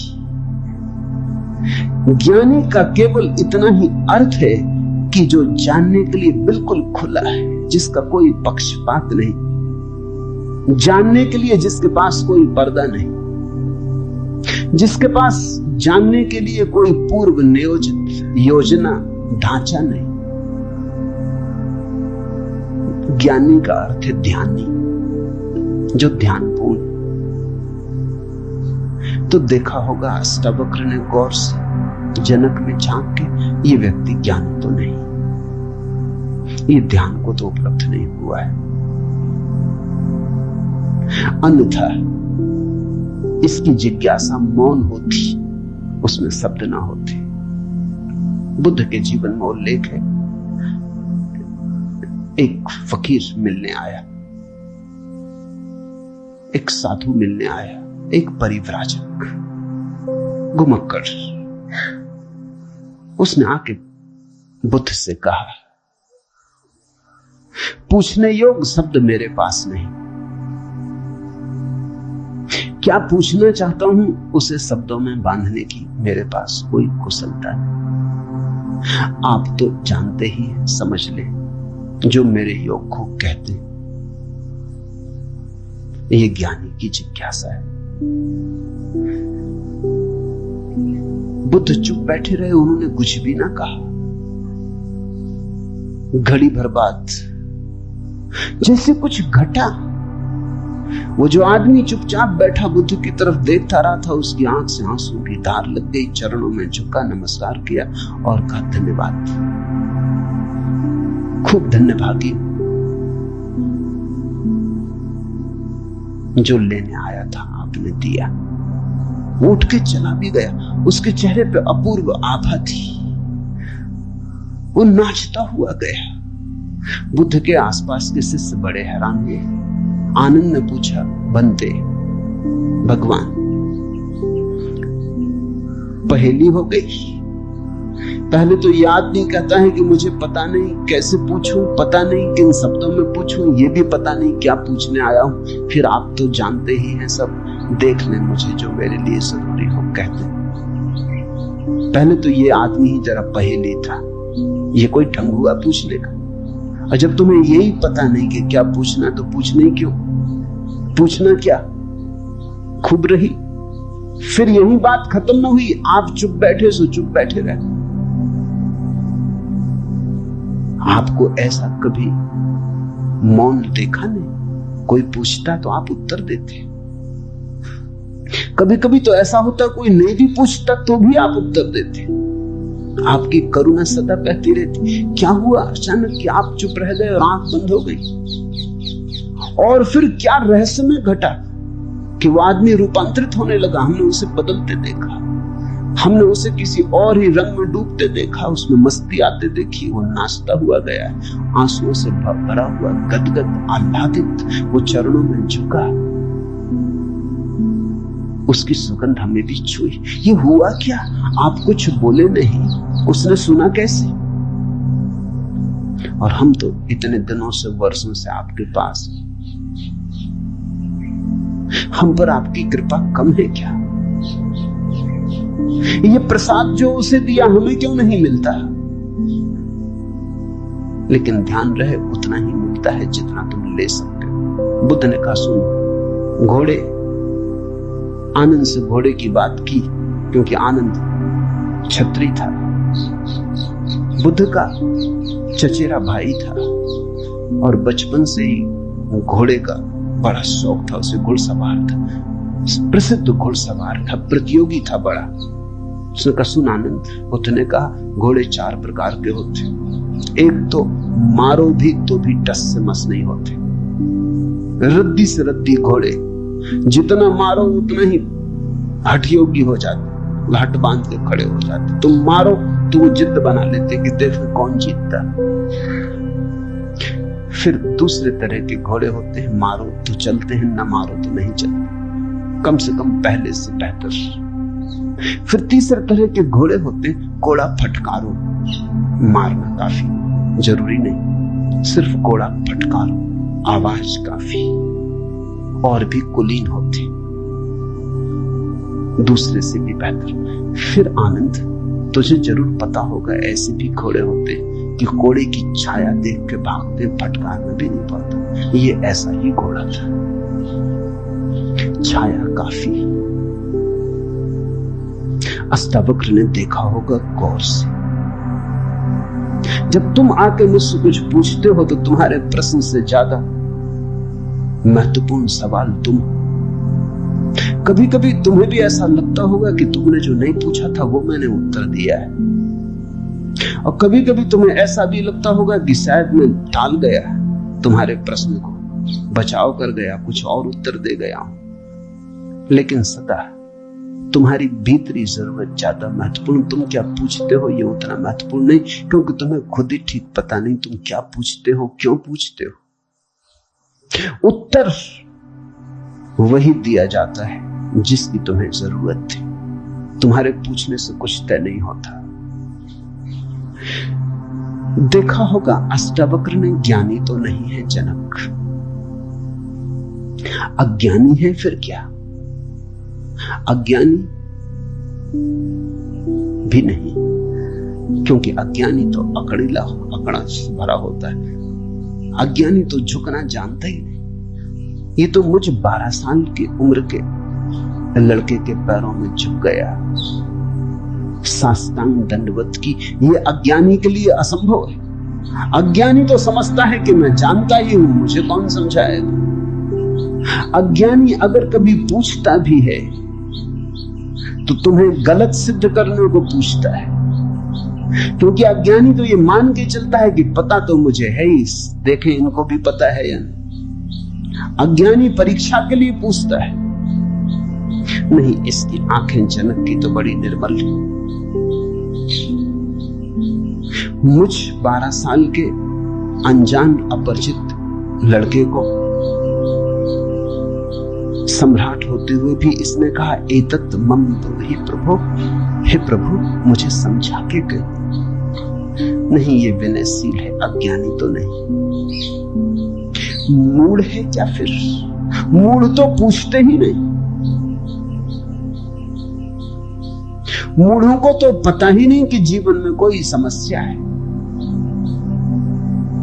मूढ़ और बुद्ध पुरुषों में एक समानता है। बुद्ध पुरुषों के लिए कोई समस्या नहीं रही, मूढ़ों के लिए अभी समस्या उठी ही नहीं। बुद्ध पुरुष समस्या के पार हो गए, मूढ़ अभी समस्या के बाहर। मूढ़ तो इतना मूर्छित है, उसे कहां सवाल कथम ज्ञानम, मूढ़ पूछेगा कथम मुक्ति, मूढ़ पूछेगा कैसे होगा वैराग्य, मूढ़ पूछेगा असंभव। मूढ़ अगर पूछेगा भी तो पूछता है राग में सफलता कैसे मिलेगी। मूढ़ अगर पूछता भी है तो पूछता है संसार में और थोड़े ज्यादा दिन कैसे रहना हो जाए, मुक्ति नहीं। मूढ़ पूछता है बंधन सोने के कैसे बने, बंधन में हीरे जवाहरात कैसे चढ़े। मूढ़ पूछता भी है तो ऐसी बातें पूछता है। ज्ञान, मूढ़ तो मानता ही नहीं कि ज्ञान हो सकता है, वो तो संभावना को स्वीकार नहीं करता। वो तो कहता कैसा ज्ञान। मूढ़ तो पशुवत जीता है। नहीं, ये जनक मूढ़ भी नहीं, मुमुक्षु है। मुमुक्षु शब्द समझना जरूरी है। मोक्ष की आकांक्षा, मुमुक्षा। अभी मोक्ष के पास नहीं पहुंचा, ज्ञानी नहीं, मोक्ष के प्रति पीठ करके नहीं खड़ा, मूढ़ नहीं है। मोक्ष के संबंध में कोई धारणाएं पकड़ के नहीं बैठा, अज्ञानी भी नहीं है, मुमुक्षु है। मुमुक्षु का अर्थ है सरल है इसकी जिज्ञासा, न मूढ़ता से अपवित्र हो रही है, न अज्ञानपूर्ण धारणाओं से विकृत हो रही है। शुद्ध है इसकी जिज्ञासा, सरल चित्त से पूछा है। अष्टावक्र ने कहा, हे प्रिय, यदि तू मुक्ति को चाहता है तो विषयों को विष के समान छोड़ दे और क्षमा, आर्जव, दया, संतोष और सत्य को अमृत के समान सेवन कर। मुक्ति मिच्छसि चेतात विषयान विस्वत्यज। शब्द विषय बड़ा बहुमूल्य, वो विष से ही बना है। विष का अर्थ होता है जिसे खाने से आदमी मर जाए। विषय का अर्थ होता है जिसे खाने से हम बार बार मरते हैं। बार बार भूख, बार बार भोजन, बार बार महत्वाकांक्षा, ईर्ष्या, क्रोध, जलन, बार बार इन्हीं को खा खा के तो हम मरे। बार बार इन्हीं के कारण तो मरे। अब तक हमने जीवन में जीवन कहां जाना, मरने को ही जाना है। अब तक हमारा जीवन, जीवन की प्रज्वलित ज्योति कहां, मृत्यु का ही धुआं। जन्म से लेकर मृत्यु तक हम मरते ही तो हैं, धीरे धीरे जीते कहां,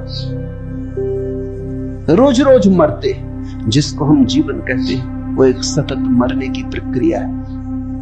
अभी हमें जीवन का तो पता ही नहीं, तो हम जिएंगे कैसे। ये शरीर तो रोज क्षीण होता चला जाता है, ये बल तो रोज खोता चला जाता है, ये भोग और विषय तो रोज हमें चूसते चले जाते हैं, जरा जीर्ण करते चले जाते हैं। ये विषय और कामनाएं तो छेदों की तरह, इनसे हमारी ऊर्जा और आत्मा रोज बहती चली जाती, आखिर घड़ा खाली हो जाता, उसको मृत्यु कहते। तुमने कभी देखा, अगर छिद्र वाले घड़े को कुएं में डालो तो जब तक घड़ा पानी में डूबा होता है भरा मालूम पड़ता है। उठाओ पानी के ऊपर, खींचो रस्सी, बस खाली होना शुरू हुआ। जोर का शोरगुल होता है, उसी को तुम जीवन कहते हो। जलधारें गिरने लगती, उसी को तुम जीवन कहते हो। और घड़ा जैसे जैसे पास आता है, हाथ के खाली होता चला जाता। जब हाथ में आता है तो खाली घड़ा, जल की एक बूंद भी नहीं। ऐसा ही हमारा जीवन है। बच्चा पैदा नहीं हुआ, भरा मालूम होता, पैदा हुआ कि खाली होना शुरू हुआ। जन्म का पहला दिन, मृत्यु का पहला दिन, खाली होने लगा। एक दिन मरा, 2 दिन मरा, 3 दिन मरा। जिनको तुम जन्मदिन कहते हो, अच्छा हो मृत्यु दिन कहो तो ज्यादा सत्यतर होगा। 1 साल मर जाते हो, उसको कहते हो चलो एक जन्मदिन आ गए। 50 साल मर गए, कहते हो 50 साल जी लिए, स्वर्ण जयंती मनाए। 50 साल मरे, मौत करीब आ रही, जीवन दूर जा रहा, घड़ा खाली हो रहा। जो दूर जा रहा है उसके आधार पर तुम जीवन को सोचते हो, या जो पास आ रहा है उसके आधार पर? ये कैसा उल्टा गणित। हम रोज मर रहे हैं, मौत करीब सरकती आती। अष्टावक्र कहते हैं विषय है विषवत, क्योंकि उन्हें खा खा के हम सिर्फ मरते, उनसे कभी जीवन तो मिलता नहीं। यदि तू मुक्ति चाहता है हे तात, हे प्रिय, तो विषयों को विष के समान छोड़ दे और क्षमा, आर्जव, दया, संतोष और सत्य को अमृत के समान सेवन कर। अमृत का अर्थ होता है जिससे जीवन मिले, जिससे अमृतत्व मिले, जिससे उसका पता चले जो फिर कभी नहीं मरेगा। तो क्षमा, क्रोध विष, क्षमा अमृत है। आर्जव, कुटिलता विष है, सीधा सरलपन आर्जव अमृत है। दया, कठोरता, क्रूरता विष है, दया करुणा अमृत है। संतोष, असंतोष का कीड़ा खाए चला जाता, असंतोष का कीड़ा हृदय में कैंसर की तरह फैलता चला जाता, विष को फैलाए चले जाता। संतोष जो है उससे तृप्ति, जो नहीं है उसकी आकांक्षा नहीं, जो है वो काफी से ज्यादा है, वो है ही काफी से ज्यादा। आंख खोलो जरा देखो, संतोष कोई थोपना नहीं है ऊपर, जीवन को जरा गौर से देखो। तुम्हें जो मिला है वो तुम्हारी जरूरत से सदा ज्यादा है। तुम्हें जो चाहिए वो मिलता ही रहा है। तुमने जो चाहा है वो सदा मिल गया है। तुमने दुख चाहा है तो दुख मिल गया है, तुमने सुख चाहा है तो सुख मिल गया है, तुमने गलत चाहा तो गलत मिल गया है। तुम्हारी चाह ने तुम्हारे जीवन को रचा है। चाह बीज है, फिर जीवन उसकी फसल है। जन्मों जन्मों में जो तुम चाहते रहे हो वही तुम्हें मिलता रहा। कई बार तुम सोचते हो हम कुछ और चाह रहे हैं, जब मिलता है तो कुछ और मिलता है। तो तुम्हारे चाहने में भूल नहीं हुई, सिर्फ तुमने चाहने के लिए गलत शब्द चुन लिया था। जैसे तुम चाहते हो सफलता, मिलती है विफलता, तुम कहते हो विफलता मिल रही, चाहिए तो सफलता थी। लेकिन जिसने सफलता चाही उसने विफलता को स्वीकार कर ही लिया, वो विफलता से भीतर डर ही गया है। विफलता के कारण ही तो सफलता चाह रहा है, और जब जब सफलता चाहेगा तब तक विफलता का ख्याल आएगा। विफलता का ख्याल भी मजबूत होता चला जाएगा। सफलता तो कभी मिलेगी, लेकिन रास्ते पर यात्रा तो विफलता में ही बीतेगी। विफलता का भाव संग्रीभूत होगा, वो इतना संग्रीभूत हो जाएगा कि वही एक दिन प्रकट हो जाएगा। तब तुम कहते हो कि हमने तो सफलता चाही थी, लेकिन सफलता के चाहने में तुमने विफलता को चाह लिया। लाओजू ने कहा है सफलता चाहिए विफलता मिलेगी। अगर सचमुच सफलता चाहिए हो, सफलता चाहना ही मत, फिर तुम्हें कोई विफल नहीं कर सकता। तुम कहते हो हमने सम्मान चाहा था, अपमान मिल रहा है। सम्मान चाहता ही वही व्यक्ति है जिसका अपने प्रति कोई सम्मान नहीं, वही तो दूसरों से सम्मान चाहता है। अपने प्रति जिसका अपमान है वही तो दूसरों से अपने अपमान को भर लेना चाहता है, ढांक लेना चाहता है। सम्मान की आकांक्षा इस बात की खबर है कि तुम अपने भीतर अपमानित अनुभव कर रहे हो। तुम्हें अनुभव हो रहा है कि मैं कुछ भी नहीं हूं, दूसरे मुझे कुछ बना दे, सिंहासन पे बिठा दे, पताकाएं फहरा दे, झंडे उठा ले मेरे नाम के, दूसरे कुछ कर दे। तुम भिखमंगे हो। तुमने अपना अपमान तो खुद कर लिया जब तुमने सम्मान चाहा, और ये अपमान गहन होता जाएगा। लाओत्सु कहता है मेरा कोई अपमान नहीं कर सकता, क्योंकि मैं सम्मान चाहता ही। ये सम्मान को पा लेना है। लाओत्सु कहता है मुझे कोई हरा नहीं सकता, क्योंकि जीत की हमने बात ही छोड़ दी, अब हराओगे कैसे? तुम उसी को हरा सकते हो जो जीतना चाहता है। अब ये जरा उलझा हुआ हिसाब है। इस दुनिया में सम्मान उन्हें मिलता है जिन्होंने सम्मान नहीं चाहा। सफलता उन्हें मिलती है जिन्होंने सफलता नहीं चाही, क्योंकि जिन्होंने सफलता नहीं चाही उन्होंने तो स्वीकार ही कर लिया कि सफल तो हम हैं ही, अब और चाहना क्या है। सम्मान तो हमारे भीतर आत्मा का है ही, अब और चाहना क्या है। परमात्मा ने सम्मान दे दिया तुम्हें पैदा करके, और किसका सम्मान चाहते हो।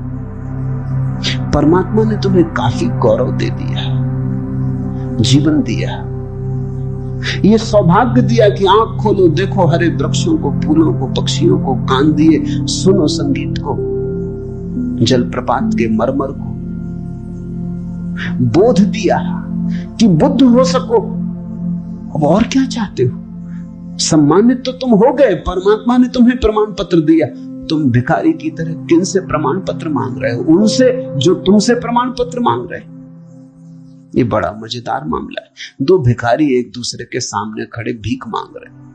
ये भीख मिलेगी कैसे? दोनों भिखारी। तुम किससे सम्मान मांग रहे हो? किसके सामने खड़े हो? ये अपमान कर रहे हो तुम अपना, और यही अपमान गहन होता जाएगा। संतोष का अर्थ होता है देखो जो तुम्हारे पास, देखो जरा आंख खोल के जो तुम्हें मिला ही है। ये अष्टावक्र की बड़ी बहुमूल्य कुंजी है, ये धीरे धीरे तुम्हें साफ होगी। अष्टावक्र की दृष्टि बड़ी क्रांतिकारी है, बड़ी अनूठी, जड़ मूल से क्रांति की। संतोष और सत्य को अमृत के समान सेवन कर, क्योंकि असत्य के साथ जो जिएगा वो असत्य होता चला जाएगा। जो असत्य को बोलेगा, असत्य को जिएगा, स्वभावतः असत्य से गिरता चला जाएगा। उसके जीवन से संबंध विच्छिन्न हो जाएंगे, जड़ें टूट जाएंगी। परमात्मा में जड़ें चाहते हो तो सत्य के द्वारा ही वे जड़ें हो सकती है। प्रामाणिकता और सत्य के द्वारा ही तुम परमात्मा से जुड़ सकते हो। परमात्मा से टूटना है तो असत्य का धुआं पैदा करो, असत्य के बादल अपने पास बनाओ। जितने तुम असत्य होते चले जाओ उतने परमात्मा से दूर होते चले जाओ। तू न पृथ्वी है, न जल है, न वायु है, न आकाश है। मुक्ति के लिए आत्मा को, अपने को, इन सब का साक्षी चैतन्य जान। सीधी सीधी बातें, भूमिका भी नहीं। अभी दो वचन नहीं बोले अष्टावक्र ने कि ध्यान आ गए, कि समाधि की बात आ गई। जानने वाले के पास समाधि के अतिरिक्त और कुछ जताने को है भी नहीं। वो दो वचन भी बोले, क्योंकि एकदम से अगर समाधि की बात होगी तो शायद तुम चौंक ही जाओगे, समझ ही ना पाओगे। मगर दो वचन और सीधी समाधि की बात आ गई। अष्टावक्र 7 कदम भी नहीं चलते, बुद्ध तो 7 कदम चले, 8वें कदम पे समाधि। अष्टावक्र तो पहला कदम ही समाधि का उठाते। तू न पृथ्वी है, न जल, न वायु, न आकाश। ऐसी प्रतीति में अपने को थिर कर, मुक्ति के लिए आत्मा को, अपने को, इन सब का साक्षी चैतन्य जान। साक्षी सूत्र है, इससे महत्वपूर्ण सूत्र और कोई भी नहीं। देखने वाले बनो, जो हो रहा है उसे होने दो, उसमें बाधा डालने की जरूरत नहीं। ये देह तो जल है, मिट्टी है, अग्नि है, आकाश। तुम इसके भीतर तो वो दिए हो जिसमें ये सब जल, अग्नि, मिट्टी, आकाश, वायु प्रकाशित हो रही। तुम दृष्टा हो। इस बात को गहन करो। साक्षिणाम चिद्रूपम आत्मानं विद्धि। ये इस जगत में सर्वाधिक बहुमूल्य सूत्र है। साक्षी बनो, इसी से होगा ज्ञान, इसी से होगा वैराग्य, इसी से होगी मुक्ति। प्रश्न 3 थे, उत्तर 1 है। यदि तू देह को अपने से अलग कर और चैतन्य में विश्राम कर स्थित है तो तू अभी ही सुखी, शांत और बंध मुक्त हो जाएगा। इसलिए मैं कहता हूं ये जड़ मूल से क्रांति। पतंजलि इतनी हिम्मत से नहीं कहते कि अभी ही, पतंजलि कहते हैं करो अभ्यास, यम नियम साधो, प्राणायाम प्रत्याहार आसन शुद्ध करो, जन्म जन्म लगेंगे तब सिद्धि। महावीर कहते हैं पंच महाव्रत, और तब जन्म जन्म लगेंगे, तब होगी निर्जरा, तब कटेगा जाल कर्मों का। सुनो अष्टावक्र को, यदि देहम पृथकृत्य चित्ति विश्राम तिष्ठसि अधुनैव सुखी शांतो बंध मुक्तो भविष्यसि। अधुनैव, अभी, यहीं, इसी क्षण। यदि तू देह को अपने से अलग कर और चैतन्य में विश्राम कर स्थित है, अगर तूने एक बात देखनी शुरू कर दी कि देह मैं नहीं, मैं करता और भोगता नहीं, ये जो देखने वाला मेरे भीतर छिपा है, जो सब देखता है। बचपन था कभी तो बचपन देखा, फिर जवानी आई तो जवानी देखी, फिर बुढ़ापा आया तो बुढ़ापा देखा। बचपन नहीं रहा तो मैं बचपन तो नहीं हो सकता। आया और गया मैं तो हूं। जवानी नहीं रही तो मैं जवानी तो नहीं हो सकता। आई और गई मैं तो हूं। बुढ़ापा आया जा रहा है तो मैं बुढ़ापा नहीं हो सकता, क्योंकि जो आता है जाता है वो मैं कैसे हो सकता हूं। मैं तो सदा हूं। जिस पे बचपन आया, जिस पे जवानी आई, जिस पे बुढ़ापा आया, जिस पे हजार चीजें आई और गई, मैं वही शाश्वत हूं। इस स्टेशनों की तरह बदलती रहती, बचपन, जवानी, बुढ़ापा, जन्म, यात्री चलता जाता। तुम स्टेशन के साथ अपने को एक तो नहीं समझ लेते। पूना की स्टेशन पर तुम ऐसा तो नहीं समझ लेते कि मैं पूना हूं। फिर पहुंचे मनमाड़ तो ऐसा तो नहीं समझ लेते कि मैं मनमाड़। तुम जानते हो कि पूना आई गई, मनमाड़ आया गया। तुम तो यात्री हो, तुम तो दृष्टा हो जिसने पूना देखी, पूना आई, जिसने मनमाड़ देखा, मनमाड़ आया। तुम तो देखने वाले हो। तो पहली बात, जो हो रहा है उसमें से देखने वाले को अलग कर लो। देह को अपने से अलग कर और चैतन्य में विश्राम। और करने योग्य कुछ भी नहीं है। जैसे लाओसु का सूत्र है समर्पण, वैसे अष्टावक्र का सूत्र है विश्राम, रेस्ट। करने का कुछ भी नहीं है। मेरे पास लोग आते हैं, वो कहते हैं ध्यान कैसे करें। वो प्रश्न ही गलत पूछ रहे हैं। गलत पूछते हैं तो मैं उनको कहता हूं करो। क्या करोगे? तो उनको बता देता हूं कि करो, कुछ ना कुछ तो करना ही पड़ेगा। अभी तुम्हें करने की खुजलाहट है तो उसे तो पूरा करना होगा। खुजली है तो क्या करोगे? बिना खुजाए नहीं बनता। लेकिन धीरे धीरे उनको करवा करवा के थका डालता हूं। फिर वो कहते हैं अब इससे छुटकारा दिलवाओ। अब कब तक ये करते रहे? तो मैं तो पहले ही राजी था, लेकिन तुम्हें समझने में जरा देर लगी। अब विश्राम करो। ध्यान का आत्यंतिक अर्थ विश्राम है। चित्ति विश्राम तिष्ठसि, जो विश्राम में ठहरा देता अपने चेतना को, जो होने मात्र में ठहर जाता, कुछ करने को नहीं। क्योंकि जिसे तुम खोज रहे हो वो मिला ही हुआ है। क्योंकि जिसे तुम खोज रहे हो उसे कभी खोया ही नहीं। उसे खोया नहीं जा सकता, वही तुम्हारा स्वभाव है। अयम आत्मा ब्रह्म, तुम ब्रह्म हो, अनल हक, तुम सत्य हो। कहां खोजते हो? कहां भागे चले जाते हो?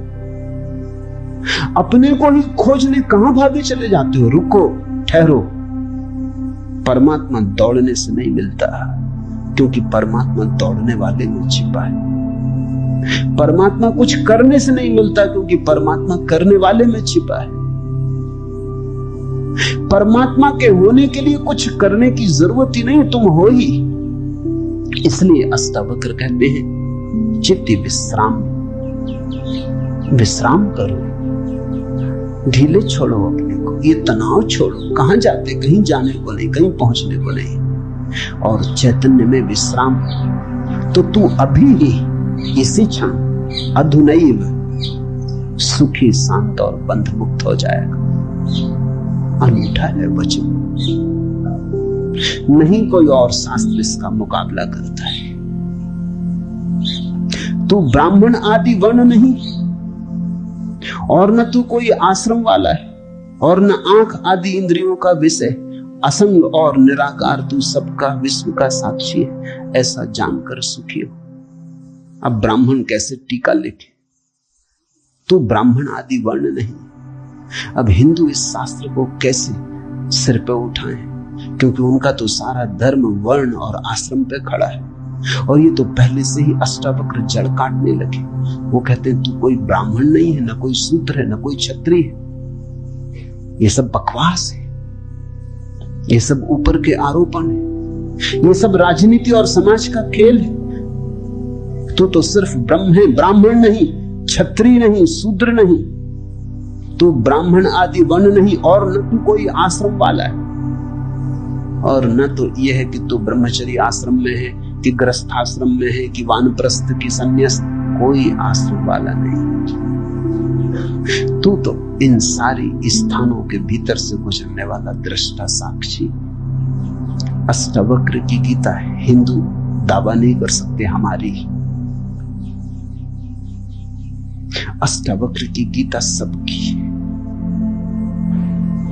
अगर अष्टावक्र के समय में मुसलमान होते, हिंदू होते, ईसाई होते, तो उन्होंने कहा होता न तू हिंदू है, न तू ईसाई है, न तू मुसलमान।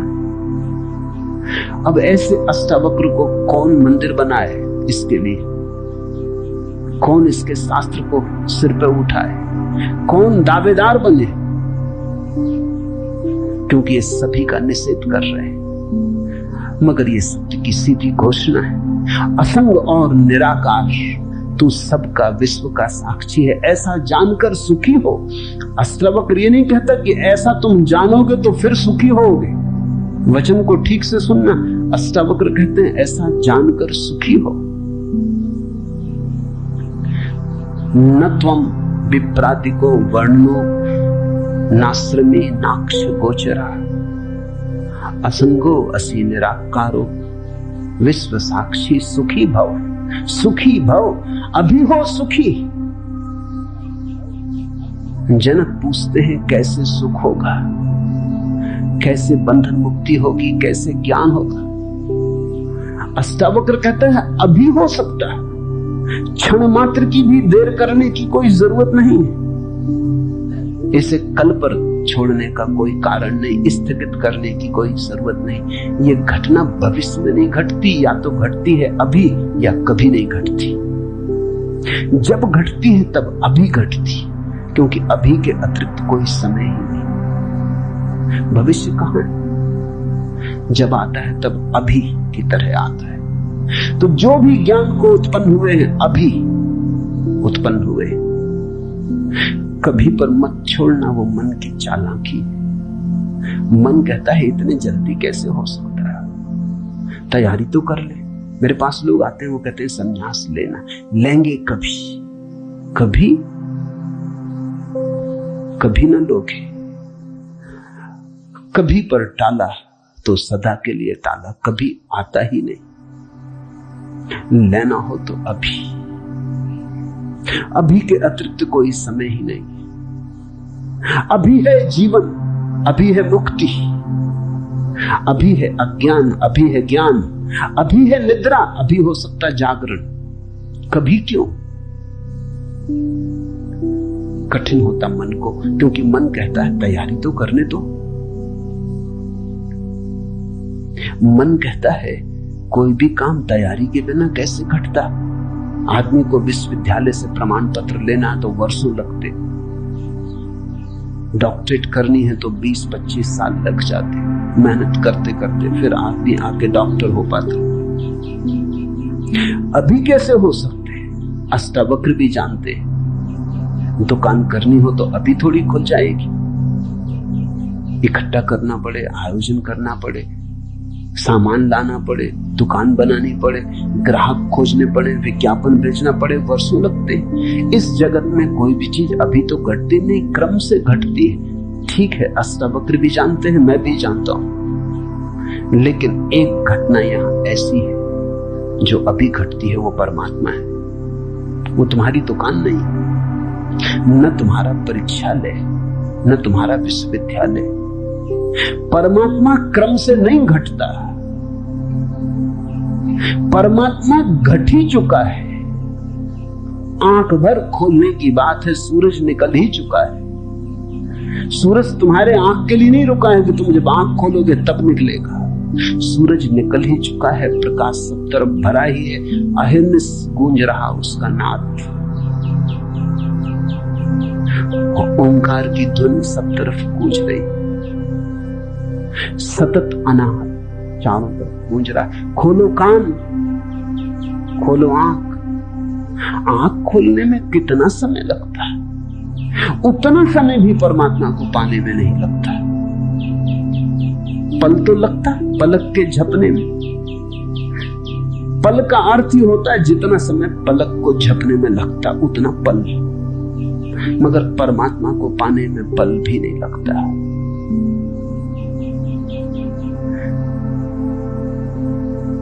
विश्व साक्षी असंगो वसी निराकारो, सुखी भव अभी हो सुखी। उधार नहीं है अष्टावक्र का धर्म, नगद, कैश।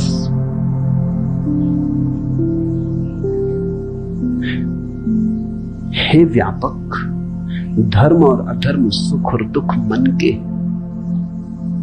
धर्म और अधर्म, सुख और दुख मन के, तेरे लिए नहीं। तू न करता है न भोगता है, तू तो सर्वदा मुक्ति ही है। मुक्ति हमारा स्वभाव है, ज्ञान हमारा स्वभाव है, परमात्मा हमारा होने का ढंग है, हमारा केंद्र है, हमारे जीवन की श्वास है, हमारा होना है। धर्मो अधर्मो सुखम दुखम मान सानी नते विभो। अष्टावक्र कहते हैं, हे व्यापक, हे विभावान,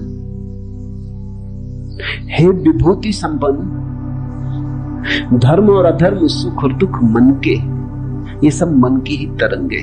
बुरा किया, अच्छा किया, पाप किया, पुण्य किया, मंदिर बनाया, दान दिया, सब मन के। न करतासी न भोक्तासी, मुक्त एवासी सर्वदा। तू तो सदा मुक्त है, तू तो सर्वदा मुक्त है। मुक्ति कोई घटना नहीं है जो हमें घटानी, मुक्ति घट चुकी है हमारे होने में। मुक्ति से बना है ये अस्तित्व, इसका रोआ रोआ रंच रंच मुक्ति से निर्मित है। मुक्ति है धातु जिससे बना है सारा अस्तित्व। स्वतंत्रता स्वभाव, ये उद्घोषणा। बस समझी कि क्रांति घट जाती है, समझने के अतिरिक्त तो कुछ करना नहीं। ये बात ख्याल में उतर जाए, तुम सुन लो इसे मन भर के बस। तो आज इतना ही कहना चाहूंगा, अष्टावक्र को समझने की चेष्टा भर करना। अष्टावक्र में करने का कोई इंसान नहीं, इसलिए तुम ये मत सोचना कि कोई तरकीब निकलेगी जो हम करेंगे। अष्टावक्र कुछ करने को कहते ही नहीं, तुम विश्राम से सुन लो, करने को कुछ होने वाला ही नहीं है। इसलिए तुम कॉपी वगैरह नोटबुक लेके मत आना कि लिख लेंगे, कुछ आएगा सूत्र तो नोट कर लेंगे, करके देख लेंगे। करने का यहाँ कुछ काम ही नहीं। इसलिए तुम भविष्य की फिक्र छोड़ के सुनना, तुम सिर्फ सुन लेना, तुम सिर्फ मेरे पास बैठ के शांत भाव से सुन लेना, विश्राम में सुन लेना। सुनते सुनते तुम मुक्त हो जा सकते हो। इसलिए महावीर ने कहा है कि श्रावक मुक्त हो सकता है सिर्फ सुनते सुनते। श्रावक का अर्थ होता है जो सुनते सुनते मुक्त हो जाए। साधु का तो अर्थ ही इतना है कि जो सुन सुन के मुक्त ना हो सका, थोड़ा कमजोर बुद्धि का है, कुछ करना पड़ा। सिर्फ कोड़े की छाया काफी न थी, घोड़ा जरा कुजा थे, कोड़ा फटकारा तब थोड़ा चला, या मारा तो थोड़ा चला। छाया काफी है। तुम सुन लेना, कोड़े की छाया दिखाई पड़ जाएगी। तो अष्टावक्र के साथ एक बात स्मरण रखना, कुछ करने को नहीं है, इसलिए तुम आनंद भाव से सुन सकते हो। इसमें से कुछ निकालना नहीं है कि फिर करके देखेंगे। जो घटेगा वो सुनने में घटेगा। सम्यक श्रवण सूत्र है। अधुनैव सुखी शांतो बंध मुक्तो भविष्यसि। अभी हो जा मुक्त, इसी क्षण हो जा मुक्त। कोई रोक नहीं रहा, कोई बाधा नहीं, हिलने की भी जरूरत नहीं है। जहां है वहीं हो जा मुक्त, क्योंकि मुक्त तू है ही। जाग और हो जा मुक्त। असंगो असी निराकारो विश्व साक्षी सुखी भव। हो जा सुखी। एक पल की भी देर करने की कोई जरूरत नहीं। छलांग है, क्वांटम छलांग। सीढ़ियां नहीं है अष्टावक्र में, क्रमिक विकास नहीं है, सडन इसी क्षण हो सकता है। हरिओम तत्सत। आज इतना है।